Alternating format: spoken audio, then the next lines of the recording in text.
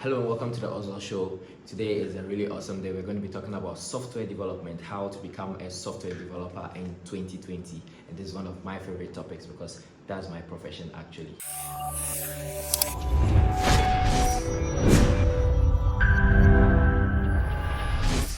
We're starting a new series called Career Starter Pack, and I'm going to be having people who are doing well in many professions coming onto the show to come and talk about how to start. What do you need to start with? If you started already, what do you need to succeed? What things should you look out for? What things should you actually avoid? What kind of people should you look up to for information? What are the sources of information? We are going to be learning about a lot of careers and how to actually succeed at them. Today we are talking about software development, which is my field, so I am here. Yeah. I could actually bring someone else back. Hey, it's coronavirus season. I hope you are keeping safe. So we are supposed to stay indoors mostly.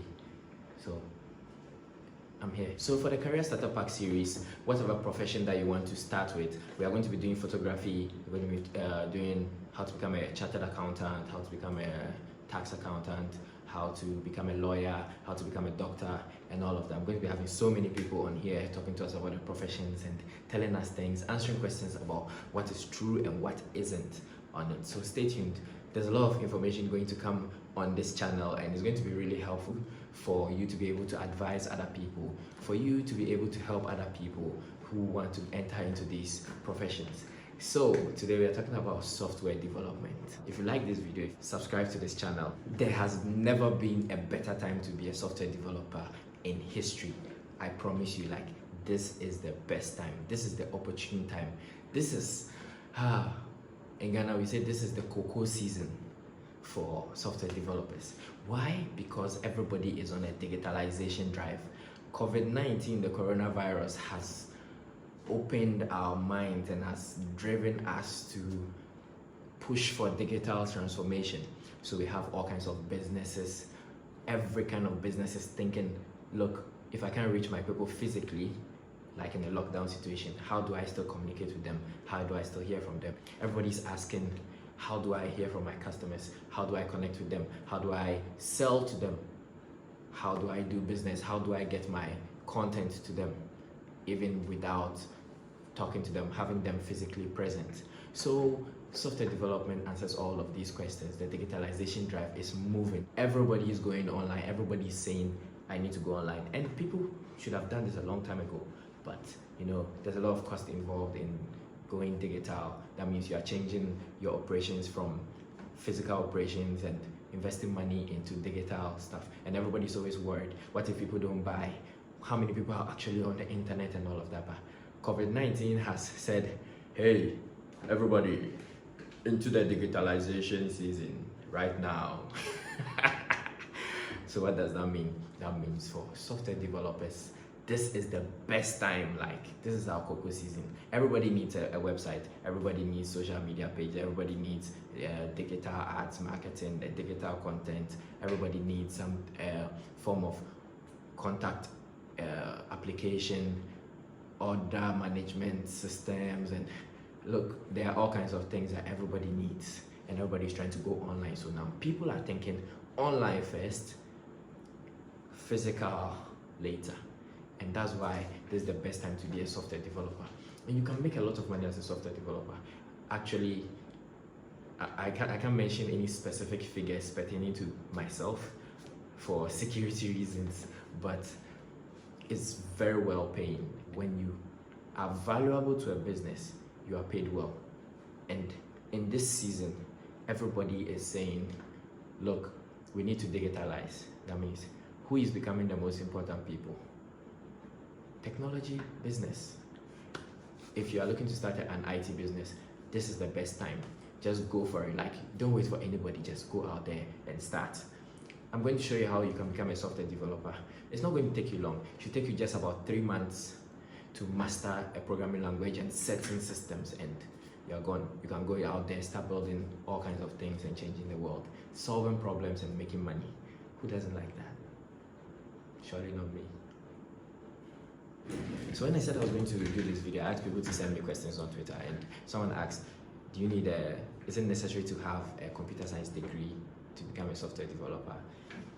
And it's a two-pronged question. Many people rush to say you don't need it, and I would actually say that in the first instance, but it's not necessary or it's not compulsory, but it is very helpful. It's very helpful to understand the things that are there. Why is it not necessary? Because since I finished school, I've never actually used my degree for anything. Yeah, it's like regulation, like, okay, when we have to hire somebody who has a degree, okay, but like that's just on the side.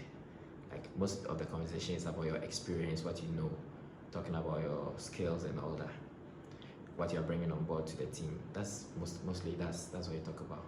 And when I was leaving school in 2014, I actually had about 6 different job offers to work with different kinds of software development businesses, and I chose one. And all the time, I always have offers from somewhere. Somebody saying, hey, come and work for us. Hey, come and do this and all. I've never actually gone for long without having a job. It's difficult to do that in a terrain or in a place where, in a season like now, when everybody is trying to go digital. By all means, you get a job. It's not that difficult, actually.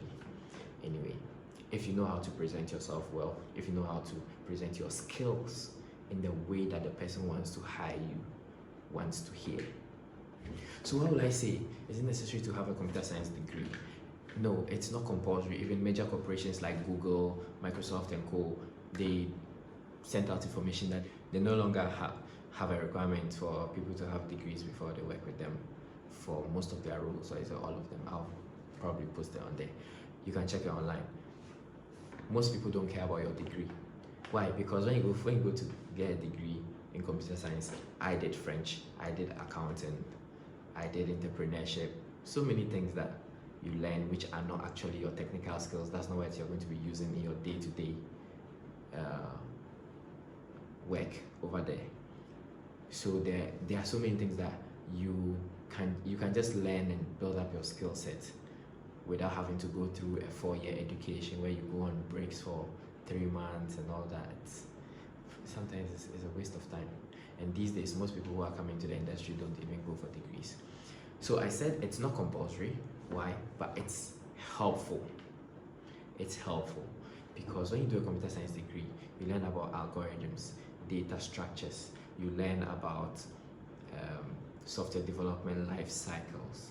There are so many things that you are forced to learn that if you decide to go on your own, you may not learn, and you lack a certain kind of depth in your way of approaching application design and other things. Because, for example, we did like 2 years of mathematics, like intensive pure mathematics, mathematical foundations of computer science, linear algebra, and all kinds of things. And you ask yourself, when you're learning, you're like, what do I need this maths for? But I realized later that when I'm building applications, when I'm trying to design an algorithm to solve a problem, when I'm trying to do something, the things that I learned in school come back to play. Let me give you an example. One day, I was building a restaurant management application for a certain restaurant chain. They own franchises for certain restaurants here. And one of my friends, he's Lebanese, and I was working with him building that software because he knew the business rules and all of that. So when we're doing it, we got to a point where when you're creating a recipe uses items and certain quantities of those items to create the item. But the thing is that you can have maybe fried rice and chicken with coleslaw. The recipe for that includes coleslaw.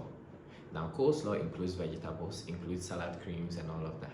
So now you have a recipe for something within a recipe for another thing.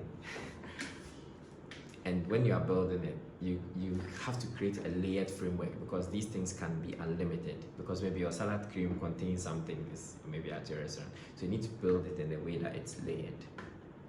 And I remember I thought about it for a long time, trying to just work out the algorithm in my head. Programming means more thinking than actually coding, and I'll also come to talk about that. I thought about it for a long time, and I was like, hey, Then it hit me. There was a mathematical principle that we learned in uni, and I went to look at it and I was like, wow, this is actually the way that I should do it. It's like a function calls a function to return a value to that function. I know it's funny, but look, if you actually understand what I'm saying, you see that mathematical knowledge helped me. So it's people who have computer science degrees, they actually have a lot of depth in certain areas like data structures, algorithms, and all of that. So it's easier for them to have their way around some certain projects. So it's not necessary, but it's good to have it. If you started out by learning your own way of building software and doing your own stuff, just you learn how to program, okay, you create this, you do that, it's actually good for you to go and look at courses that are in the computer science framework, like data structures, algorithms, some mathematical principles, some statistical principles, and actually learn those things. You just have to build yourself up, give yourself 3, 4, 5 years and spread it out and just learn stuff. Go online and learn and read about things and just practice certain things. Because when you actually go to places where they do a lot of, should I say, low-level development, like we are building applications for hardware, building applications for high scalability, and there are certain things that come into play that if you don't understand, you might not be able to deliver on those projects. So let me start by telling you my history as a software developer. I started developing in 2020. I learned C++, that was my first language. And I think that choosing that language was really great for me. I chose to learn C++ because I went online and I was going to start uni. So I was like, okay, since I'm going to do computer science, why don't I go and search for what's the best language to learn? Like, I'm going to be doing programming, obviously. So I went online and I searched what's the best computer language, programming language to learn. This was 2010, and I read so many blogs, I read so many articles, and most of them said C++. And I was like, okay, so C++ is the winner. So I looked for a book on C++, and I found a book called C++ For Dummies, and I didn't buy it. I found a copy online. I'm actually going to go and buy that book now because that book has actually really helped me, and I'll buy a few copies and give them out to people. Yeah, I should. At that time, I didn't have a Visa card or a credit card or a debit card that I could use to pay for anything. Like you can't buy that thing, Charlie. Like, that's one of our problems in Africa. So like we end up pirating a lot of things which shouldn't be. I think these days, there are better payment options that are available to the ordinary Ghanaian or the ordinary person to be able to make payments online. Anyway, back to my story. So I went online, I downloaded C++ For Dummies. It was a huge book. I've forgotten how many pages that is in there. I'll put the book here as form of free advertisement for them. Yeah, as penance for my sins. Anyway, C++ For Dummies, I went and found a huge full RAM of A4, and I printed it out. I printed the whole book out. I had something like this. A book like this. Do I have a book here that's that size?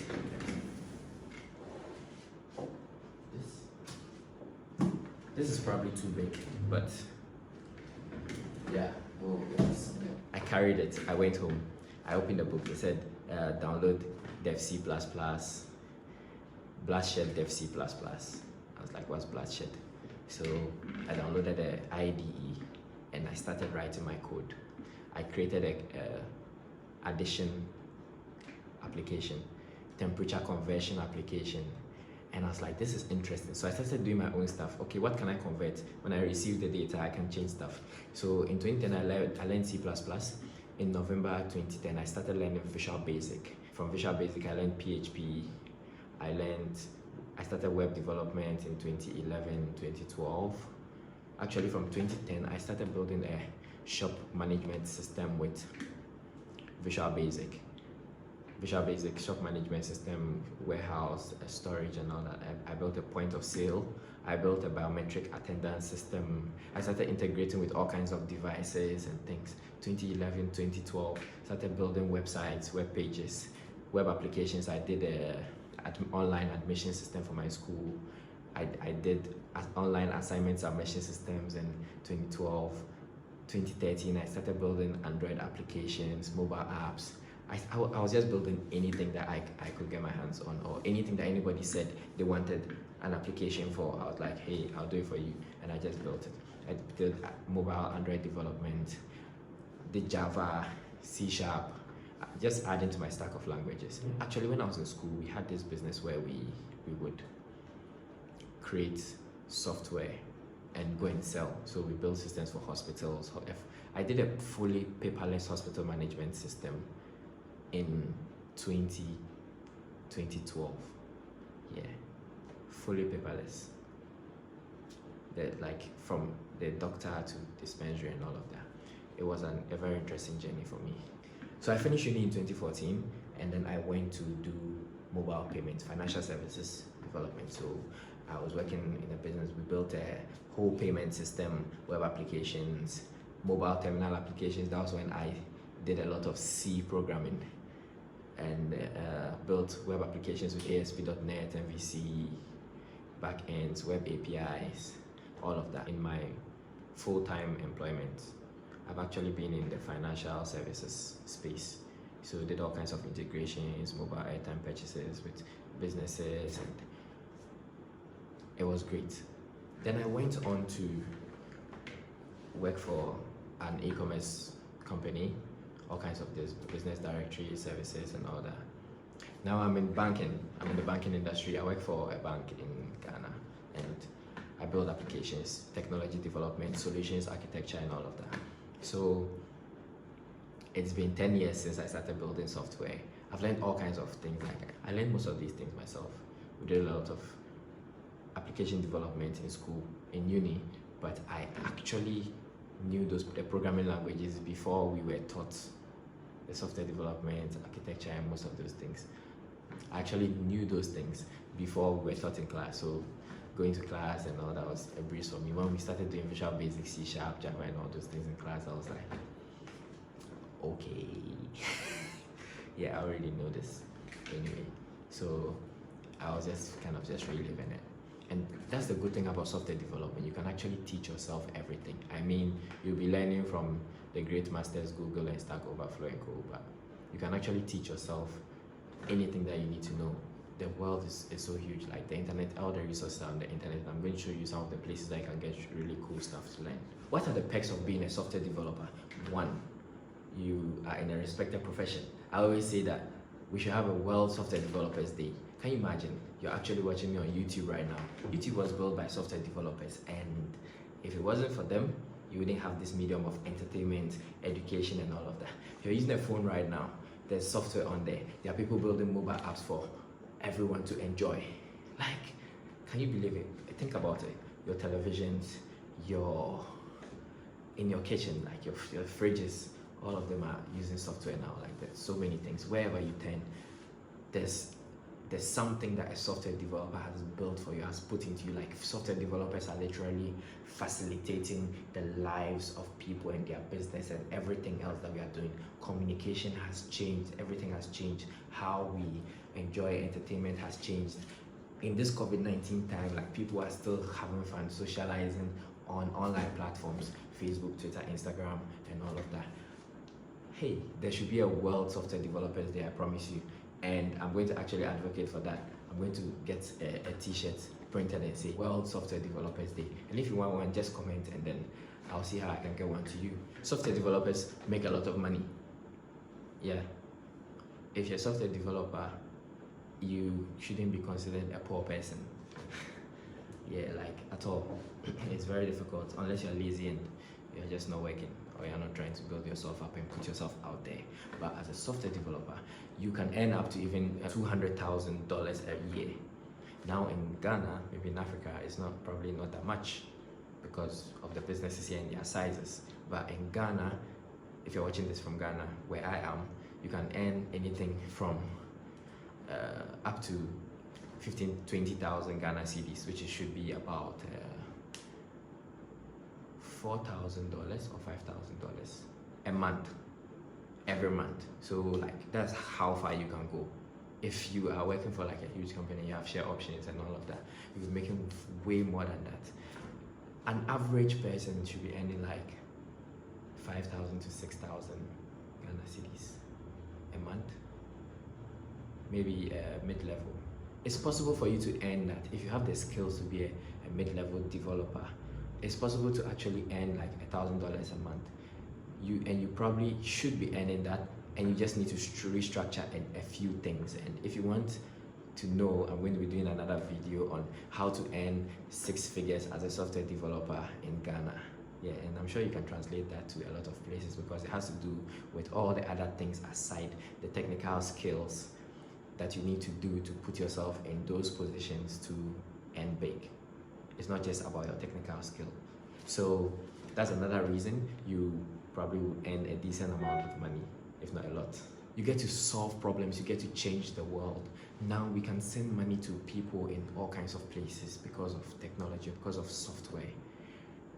We can help change the world, receive information, reporting and all of that. We are able to even check coronavirus cases across the world by just going to a website. You can solve problems, and the one person who solved that software got offered like $8 million to put some ads on there and all that. Your life could change when you're helping people.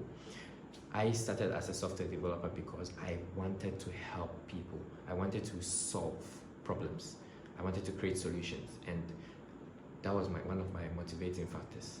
So I started out, that was the main thing. I was like, hey, I can just sit down and write a program that does what it would take somebody 2 weeks to do, and it will do it in like 3 or 10 minutes. Let me do that. I like that profession. I like to solve problems for people. So let me pursue that. And that's what got me interested. And I love how you can create stuff with software, build new things, and kind of like create a digital world where you are like the boss of it and you direct what happens. It's like you've built a city. Let's get into it. If you want to become a software developer, there are various roles. You can become a web developer, a mobile developer, you can become a embedded systems developer, depending on what you actually want to go into. And you could also become like a machine learning engineer, an algorithm analyst, data analyst, and developer. Those are very technical roles. And we also have other roles like a development team manager. You could graduate to become a software or solutions architect, or you could become like a manager of an IT department. And software development backgrounds actually give you a lot of depth in technology departments, because you understand all the systems and how all the things tie together, like networks and hardware and all of that. It actually comes to you actually understand how they all work together for you to receive the output of data moving from one place to another. One popular question is, what programming language should I learn? Should I start with? Which is the best? I would say start with something that is very technical, as close to low level as possible, to help you understand, and then build up. But there's not a lot of time to do that, and we want to start making money from programming in 1 month to 3 months. In 2020, my picks for software development languages are: 1, JavaScript. JavaScript is really good. You can build your back end with it. Like we have Node.js, we have Express, and all those other languages based on JavaScript. We have, for front end, we have Vue, AngularJS, we have React, which you can use to build your front ends and build beautiful HTML pages that you can present out there with nice components. Then also for mobile applications, we have React Native, good space to go into. You can actually port your understanding, your knowledge from mobile to back end, and to also front end and all that. It's easier to translate, so you can go through. My second language to pick is PHP. If you're starting out, do some PHP. PHP is really good. Learn frameworks like Laravel that helps you to do a lot of things much more easily. Look, gone are the days when you try to do things the difficult way to feed your ego. But look, we are just trying to get a result, okay? And these systems are actually very stable, used by a lot of huge corporations to build a lot of things. So learn PHP, PHP 7. Laravel is a framework that I recommend that you should probably learn. Now, we also have Python. you should learn Python. It's good because a lot of the machine learning and analytics systems, which is where all kinds of systems are going, because now the basic stuff like collecting data and all that is easily automated. So now developers are supposed to build more intelligent applications by incorporating statistics, machine learning, and all those kinds of algorithms that makes applications more intelligent. So Python, a lot of them are based on Python. There are a lot of tools that are available in Python for you to do a lot of these things very easily. And so if you learn Python, you would have access to them. It would be easier for you to do it. And if you are leaning towards a lot of data analytics, machine learning, AI, artificial intelligence future, you should actually pick Python as your choice. There are a number of frameworks like Flask, Django that you can use Python to build applications for web, and I'm sure there are a number that you can use to build mobile applications. Don't forget the Microsoft stack. C#, the language of choice at the moment that I would recommend if you are going to start. So you can pick any of these. You can start with Python, PHP, JavaScript, C#. Just pick C#, learn ASP.NET, .NET with a .NET Core, MVC, learn those ones. It's really good to build applications for mobile with Xamarin and all that. Those are my picks. If you want in-depth information into these languages and how to start and the important thing that you need to pick out there, just drop a comment and then I'll see about doing another video to help you to understand some of the concepts that you need to go with. Learning languages is not difficult. The first one that you learn is probably the one that will take the most toll because you need to come to understand the concepts and what's going on and how things are done. It's a world that you have to step into, but once you get going with one language, it's easier to just put that understanding. And I'm going to give you my easy steps to understanding and mastering any programming language in a very short time in this video, in the next few minutes. I'm going to show you just pick any language at all, and what I do when I start pick a language, I could just start building applications. Why? Because you only need about 20% of the knowledge of the application of the programming language or the framework to actually get by. You don't need so much information, like you don't need to know everything about it. Why? Because now our brains are connected to a new hard drive, a new universal hard drive called Google. Yeah, and it's easy to just find something, like sometimes even easier to find it on Google than to remember it. It's not actually necessary for you to keep all kinds of things in your head. As I said, you need to be a smart person, not to be a hard-working person who's storing all kinds of things, or I remember all the syntax of all the languages at once. Sometimes I use about 4 or 5 different programming languages in one day. And I think, okay, maybe I get by with a lot of them, but sometimes I'll forget how to write a for each loop in PHP. Yeah, sometimes I'll just forget it.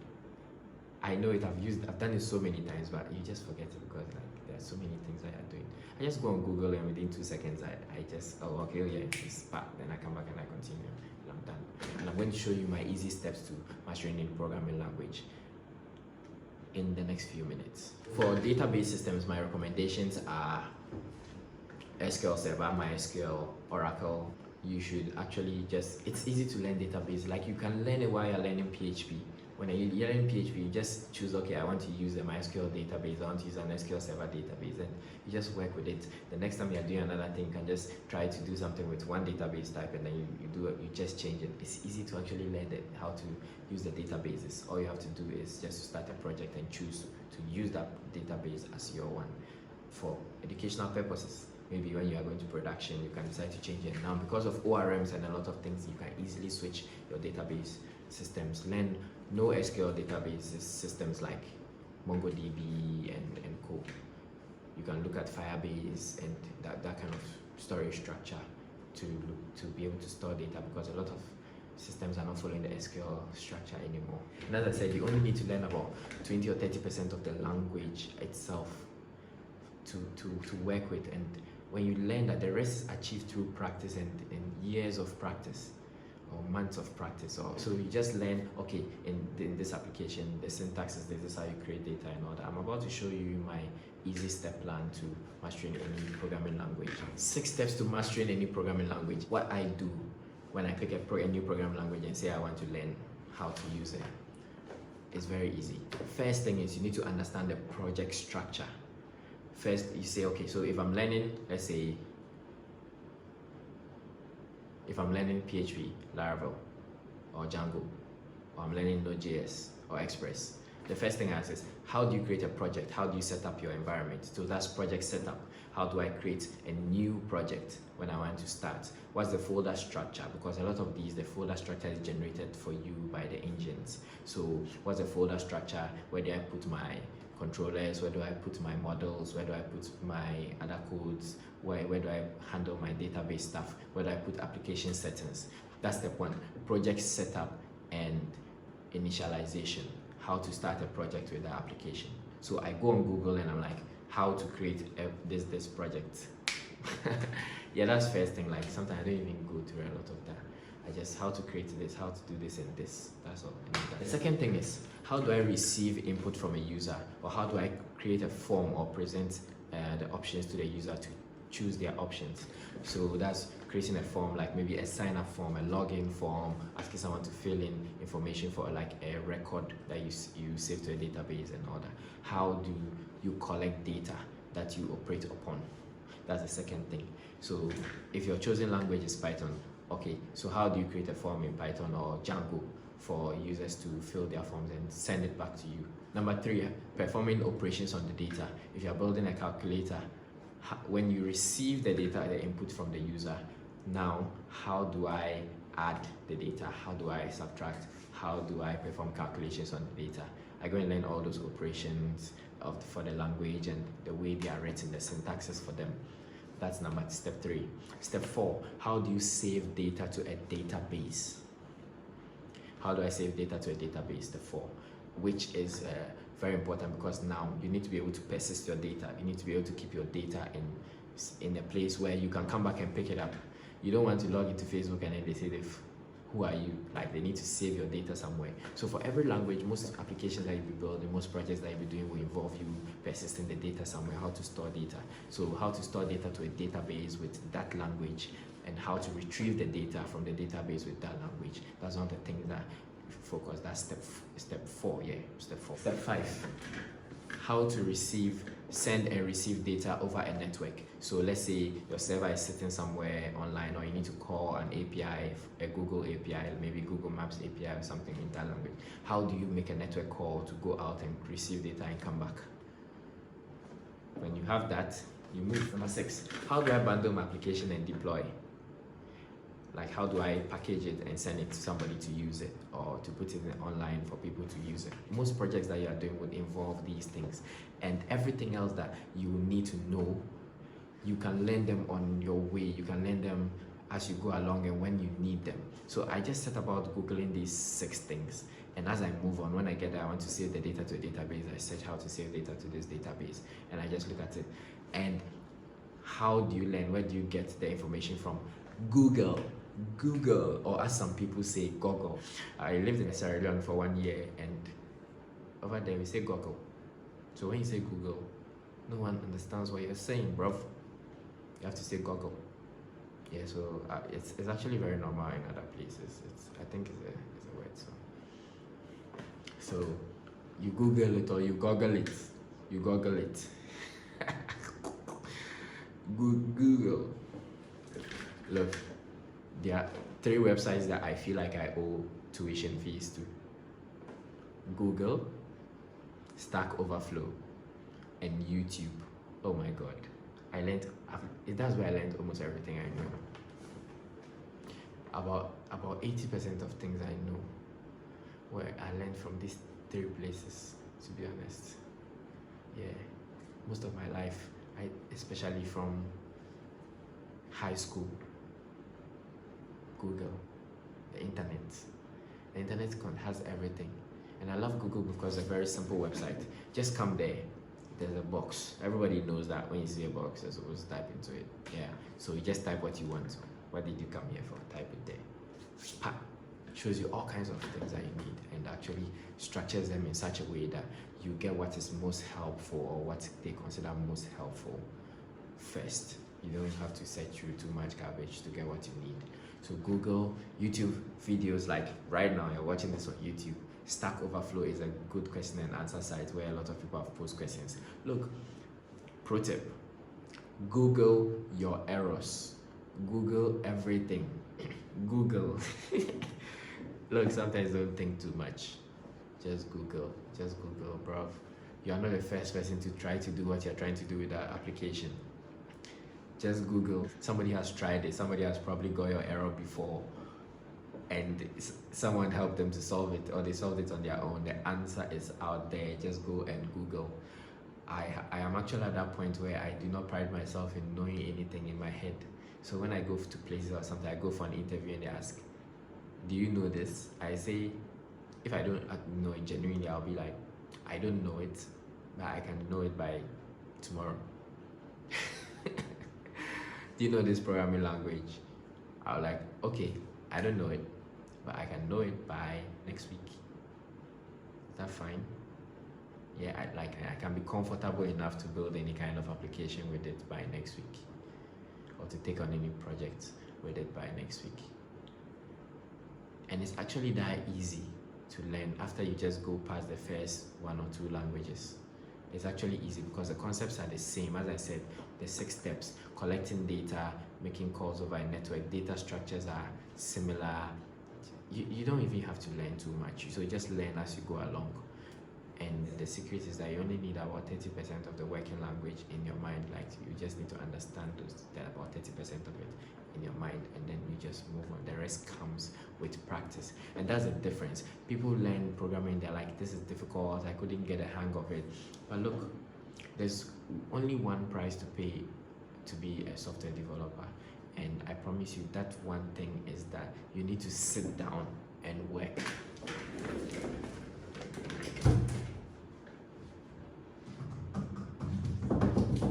You need to sit here like this and work. You need to sit down for long hours and practice and build applications. And the good thing is, find something interesting that you want to do. Find an interesting problem that you want to solve, something that you want to do for someone that you want to use programming for.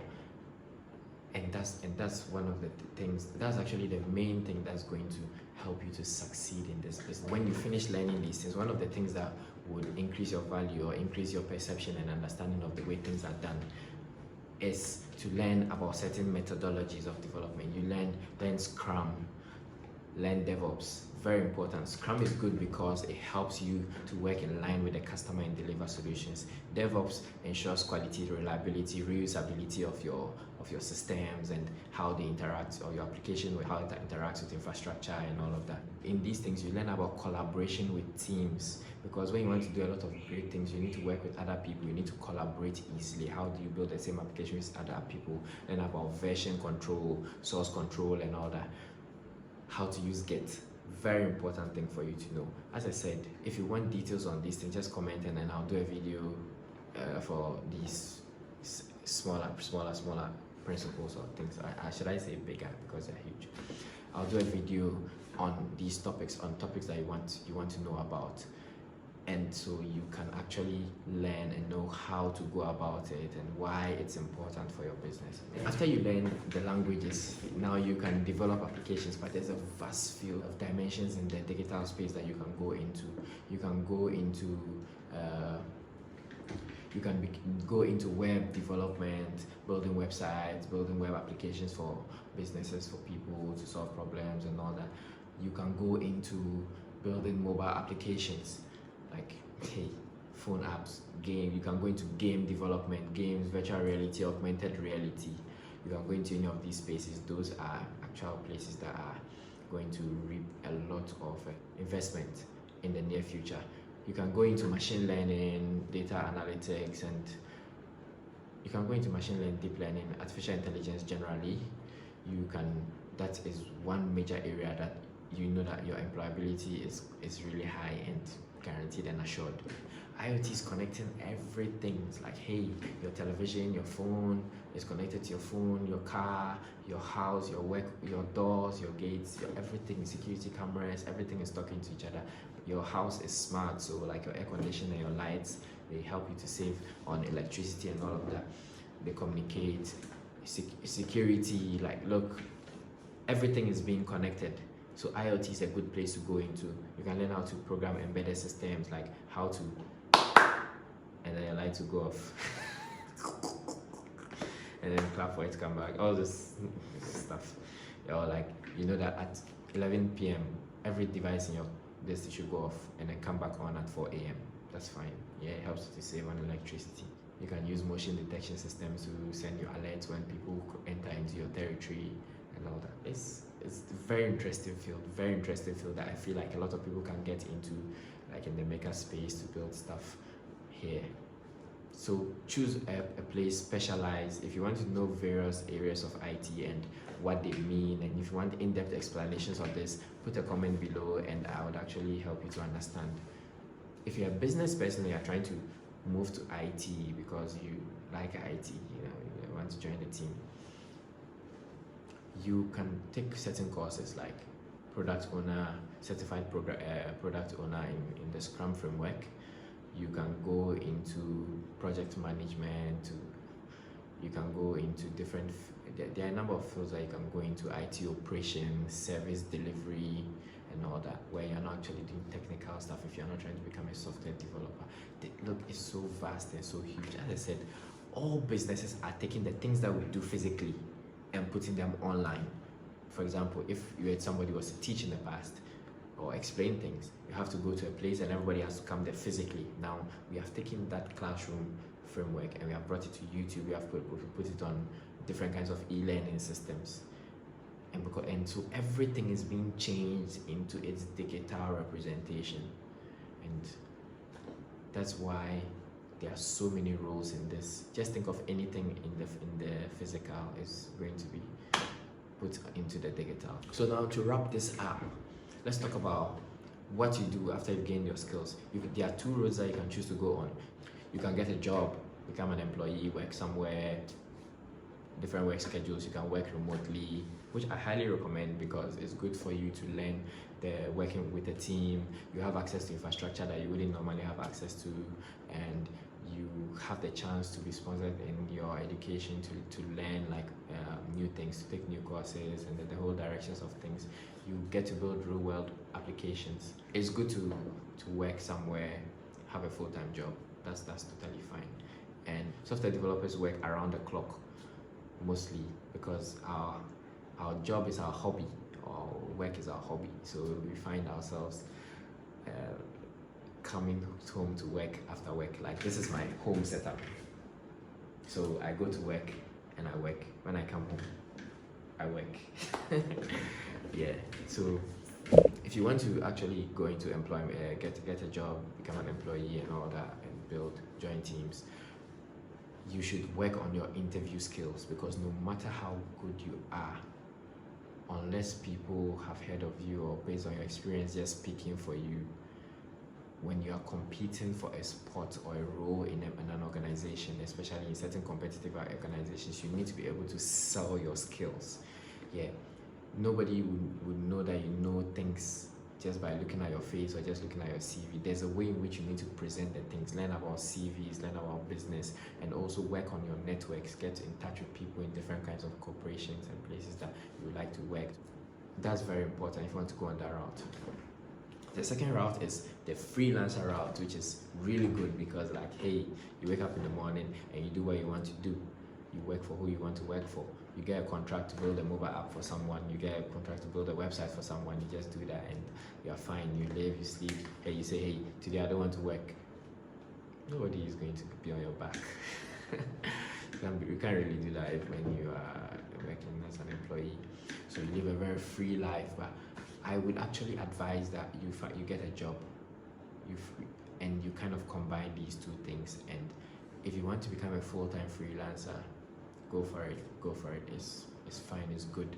helps you to be free, helps you to choose your path, your creative path. But I recommend that you do that after you have learned certain things, or you have had the opportunity to work in organizations, because whatever you're freelancing on, you probably have to get into some organizational roles in the future.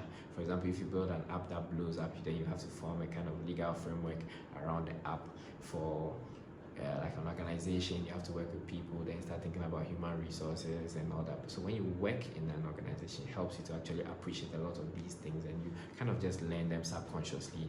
It gets to a time that when you have to build a business, or you need to create a business out of some system that you've built, it helps you to know what to do, at least to have some direction in what to do. I have a full-time job. I work in a bank. Like I said, I build banking solutions and all kinds of things.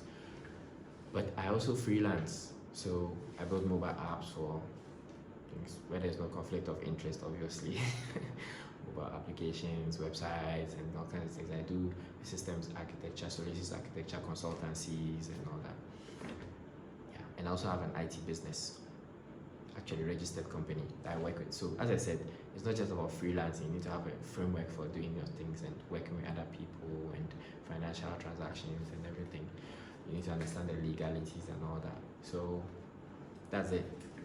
Hope you have got enough information. At least you know where to start. Just check the recommended languages that I said: Python, C#, Java, and what was the last one? PHP. Pick any of them and just go. Don't think too much. I started with C++, then I did VB, then I did all kinds of stuff. C++ was really good because it helped me to get a good foundation and to understand a lot of data structures and other things. That was really, really good for my development. When you have time, you should take these languages and start to work in them. But if you are starting out now and you want to just kind of go easy, learn the hard stuff later, over time, in a relaxed way, while monetizing your skill, pick these 4 languages and start. Drop a comment, send me a message on Twitter. Also, all the Sun handles are there. I'm going to drop them in the description. If you feel like this video has helped you to understand at least what goes on in software and all of that, even if you're not going to use yourself, at least you can say something when the conversation comes up, or you can advise somebody who comes to you for advice on what to do in the digital space. Drop a like if you like this video. If you want to hear more, we are going to be doing a lot of other professions, and I'm going to have guests on the show, experts in the field, to come and tell you about how to start on a career path, what to do to succeed and whatnot. So subscribe to this channel, definitely. There's going to be a really fun time on the Oswald Show with the Career Starter Pack series. Basically, I'm saying what, and we're going to be talking about how you can become a software. I'll probably tell you during the video.